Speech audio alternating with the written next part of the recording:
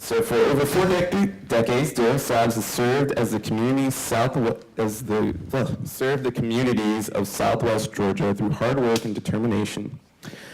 He is driven by the shared belief that service is rent we pay for living. Actually, that's a good thing. Dr. Sabbs' involvement in the Network Trust originated as the creator of the lead instructor at Teens Fathers Program, and today he serves at the Phoebe Putney Memorial Hospital. So please, please give it up for Dr. Sabbs. Thank you. It's a pleasure to be here. I know this is a very short time period that we have to respond and to address you. First of all, let me thank the Men's Health Network, Jimmy and all of the staff and the caucus for the task force, because it is because of guys and efforts and organizations like that that I even have the opportunity to be here. I'm from Southwest Georgia, which is really rural Georgia, in another world compared to what I'm seeing and hearing with some of the evidence. My good friend doctor said evidence about 25 times. I counted it. So it's clear that science and evidence is important, and I support the science and the evidence and the role that it plays in the work that we're doing. At hospitals, particularly where I am, and I've been doing this for about 25 years, working with men, and you know, if you do this work, you do it because you love men. You have a passion for men and for caring, which is a word that he used quite a bit also. Actually, really, those of us who are advocates and promoters of health and looking for quality of life for men, we really have the same goal. Our goal, as yours, is to save lives, to bring a quality of life to men, and to be there, to have that knowledge-based transfer to men. So we share that same goal in what we do, but we're on the ground doing the work. And it has to start with us, as I'm sure this brother in Alabama is dealing with. It's almost a population health approach that we do. The data drives us to be exact, and we allow the science to help us with evidence-based best practices when we're doing what we're doing. So we follow the data. We also know that the facts that prostate cancer can kill, but it doesn't have to kill.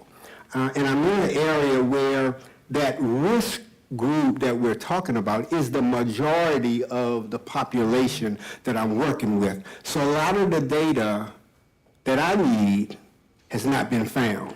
I mean, we're admitting that there's a gap. But for a guy like me and for a population that I'm serving, we suffer tremendously because we live in that gap. And those are thousands of men who are of this age, who are working with a health system whom, because they're men and have that men mentality, and because they're in an area of social determinants that affect them, because there are no doctors, no primary care doctors. You know, there no urologists, not even available to these poor men. A health system that is shrinking, no Medicaid expansion, so there's no resource. There's no support. There was no safety net for thousands of men who we're admitting are falling into the gap. And so our approach had to be scientific. It had to be sensitive. It had to be caring. We had to get the doctors involved. We had to get the primary care doctors. We had to get the federally qualified centers involved. We had to bring everybody to the table to create a continuum of care for men. And that's the message that I don't know gets across. We know protection is important. In fact, we've built in protection in what we're doing. You know? We know that if that man is not informed, it could be abused. We know that it could be exploited. And we know that that probably has happened in certain places, but not where we are. We know that those possibilities could damage one's life. And so the doctor gets involved in making sure that the patient knows. The health system is involved. Public health is involved. The clinics are involved. I mean, we all have created sort of a safety net that we feel like we've built in the protection that is needed to be able to have that man make a strong, informed, intelligent decision. I do health fairs.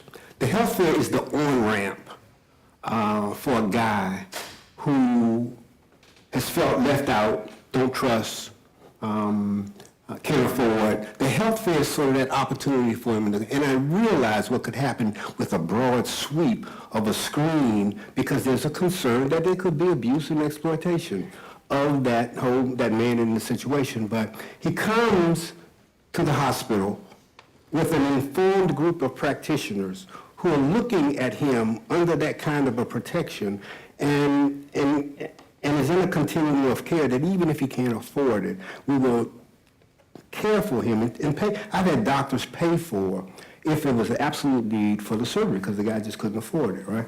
So all of those protections are there and have been built in, but we're left in a situation where that gap analysis that you talk about, that risk, and I'm concerned that the trials didn't consider the cultural norms, the economic factors, all of those dimensions, all of those nuances that really do affect men. Men who have doctors and who can afford to go to the doctor, that protocol is set into place.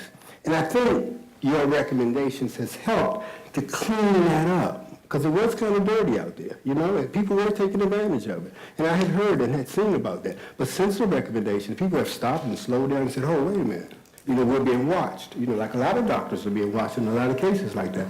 So you have sent out a warning.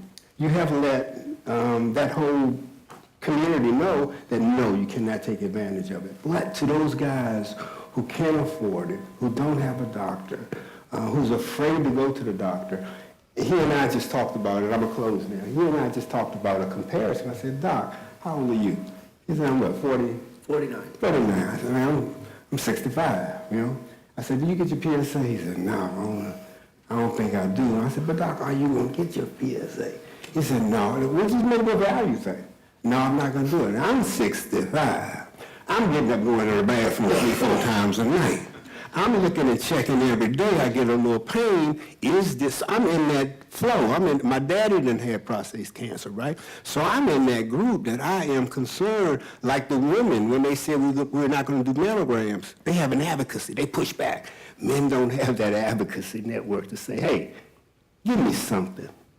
Give me something. So I'm concerned that the trials didn't include that special risk population. I'm concerned that we don't have evidence there, but we've developed a ruling to affect them, and they weren't included. And now we have to follow a ruling that is affecting their life, that doesn't speak to their life.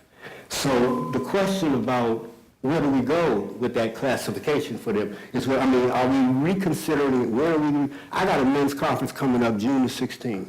My numbers normally, I've been doing it for 15 years. I used to have 500 men. As soon as the ruling hit, I dropped to 200.